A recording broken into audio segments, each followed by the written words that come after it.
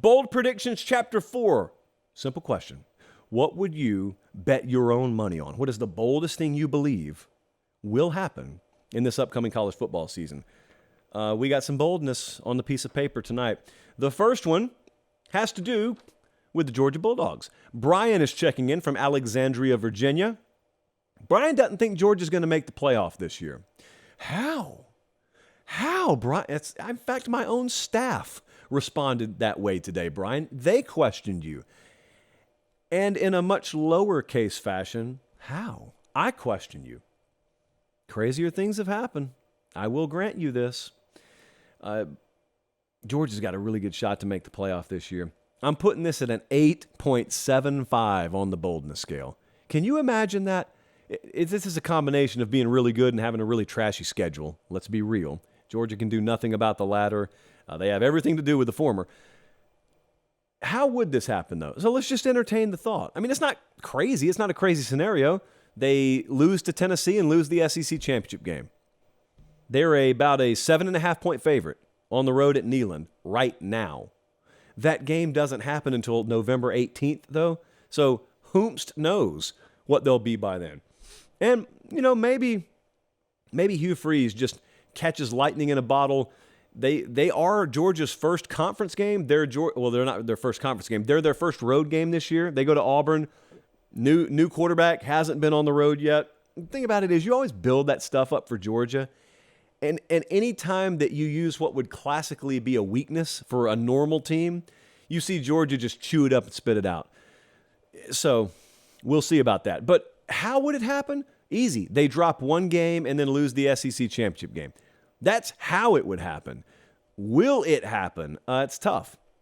They're the favorite to win the national title. They're the favorite to win the SEC, obviously. So I'm putting this at an 8.75. And that is an insanely high rating of boldness just because someone said you won't make the playoff. It's really hard to make the playoff. And yet the mere possibility that Georgia won't make it brings an 8.75. That's really, really up there. Next up, this happened last year. Okay, so Jess in Maryville, Missouri said, despite being odds-on favorites, the Big 12 championship game will not feature Texas, and it will not feature Oklahoma for a third consecutive year. That's right. It's been back-to-back years where they haven't been in there. I had stats and info. Do a little research. The last time that they didn't make it in, the Big 12 championship game in back-to-back years, was 97 and 98.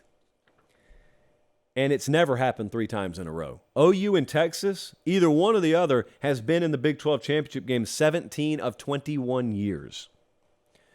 So, they're going to miss out for the third consecutive year. Both of them going to be sitting at home on Conference Championship Saturday. I happen to disagree with this. I made it an 8 on the boldness scale. An 8. So, as usual, Texas and OU are the odds-on favorites to win the Big 12. Texas is number 1. OU is number 2. Yes, kids, for those who are unfamiliar with how the odds-making process works, that Oklahoma, the one who barely made a bowl game last year, that's right. They're above Kansas State. They're above TCU. They're even above Iowa State. Yes. And if you disagree, go bet your money accordingly. Look, you could sell me on Oklahoma not being there. I really think Texas is going to be there. That's as close as I've come to a prediction on them this year, and I reserve the right to change my mind. And it's not because they got a soft schedule. I'm not even counting the game at Bama. That's out of conference. We're just talking about Big 12 play. They don't have it easy. I know some people disagree. Like Ole Miss may disagree given the schedule they have to play. Yeah, okay. But most people don't have to play a schedule like Ole Miss has to play this year. Texas has not so easy time of it. Back-to-back road games in late November is not easy, especially when the latter takes you to Ames, Iowa for a November 18th game.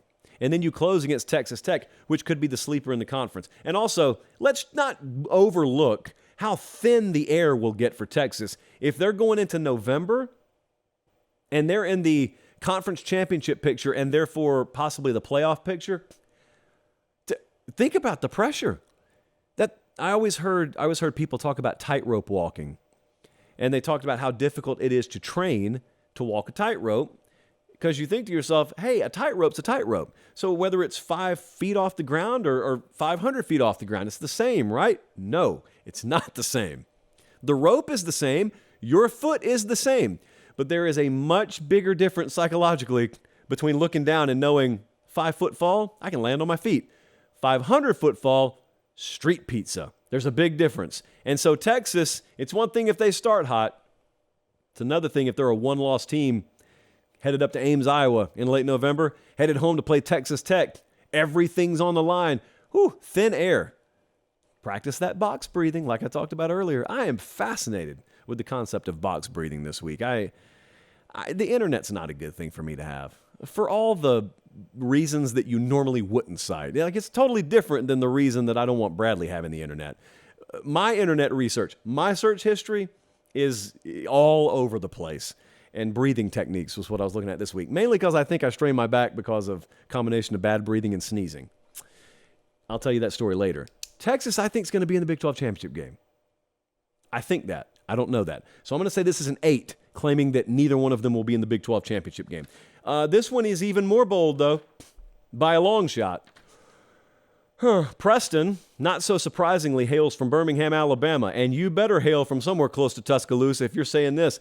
An Alabama quarterback is going to be a Heisman finalist this year? A what? Who is it?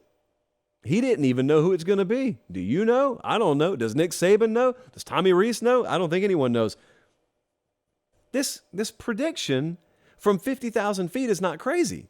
It's just when you get on the ground level you realize how insane it is.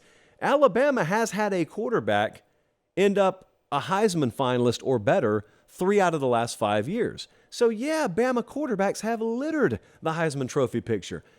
That's the good news. The bad news is they've been named Bryce Young and Tua Tagovailoa and Mac Jones. So of course they have. This year's crop is, well, not that the name Ty Simpson is bad or Jalen Milroe or Ty Buckner. It's just far less is expected production-wise from them. And also, if you think about the style of play that Bama's probably going to incorporate this year, will it even call on that kind of production?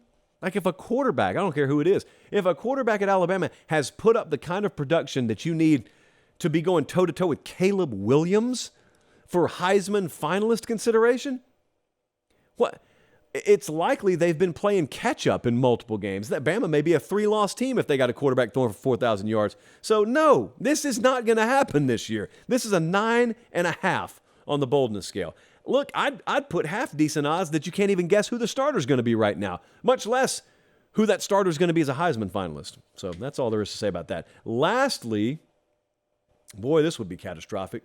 Nicholas from Bloomington, Illinois said Ohio State loses 2 games against Michigan and Penn State. Oh, and they lose a New Year's 6 game. So there's no real way to know what bowl game they would be in. I'm just going with the first 2 parts of this. Ohio State loses to Penn State and loses to Michigan. I made this a 7.25. It's pretty low, actually. 7.25. This is not the boldest prediction in the world. It's statistically unlikely to happen. It's not the boldest prediction in the world.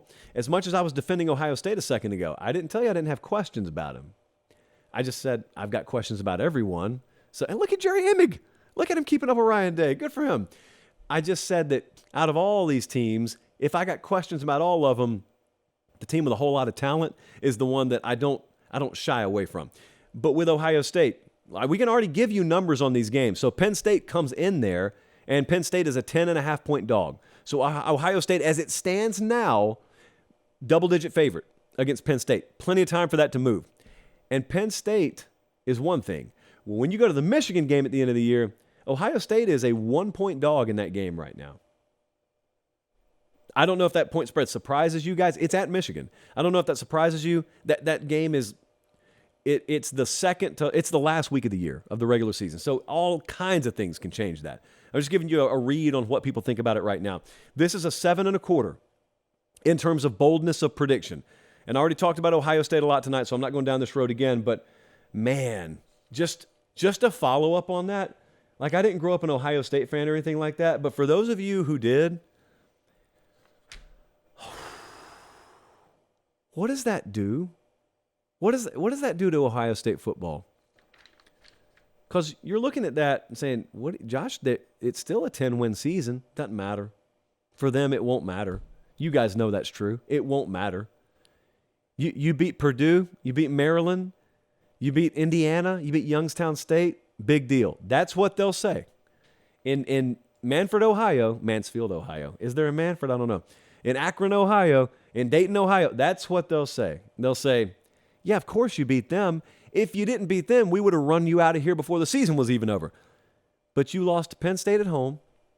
And you lost to Michigan for the third year in a row. And then you did whatever you did in the bowl game. It's not good enough. Now, I don't know what would follow that sentence, but I do know that's what they would say, and it would be extremely uncomfortable, and it's already kind of uncomfortable up there. So for selfishly living vicariously through Ohio State fans, I hope you guys can avoid that, but we'll see.